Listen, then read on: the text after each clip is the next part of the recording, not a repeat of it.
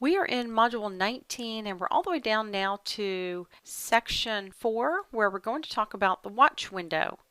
There might be some cells that you need to kind of keep an eye on in case maybe the answer changes, and you can turn on this little watch window and have it sit on your screen no matter where you are in the file, and that way you can watch those cells that you've set up in the watch window.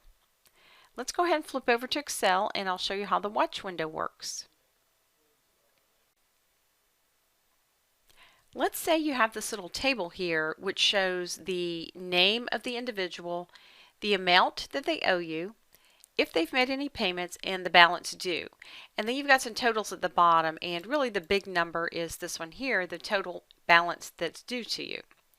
Let's say that you want to watch that window in case it happens to change. Maybe you share the file with other people and they might go ahead and post some payments which might change this balance due while you're working on another sheet. All you have to do is select the cell or the range. It could be a range you're trying to watch.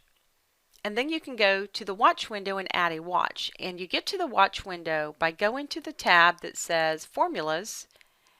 And way over here you'll see the watch window. All you have to do is click on Add Watch. And if you were already clicked in the cell you want to watch, you don't really have to do anything. But if you weren't, then you would select the range or cells you're wanting to watch and hit Add. And you can add as many of these watches as you like. Notice that you can go in here and you can actually move this around if you need to. It does tell you the name of the file that you're watching, the sheet name, and the cell and the value. You'll notice that if I click over on the sales sheet at the bottom, the watch window stays. So wherever I happen to be, I'm going to see that watch window right there. Now the watch window is saved when you save the file.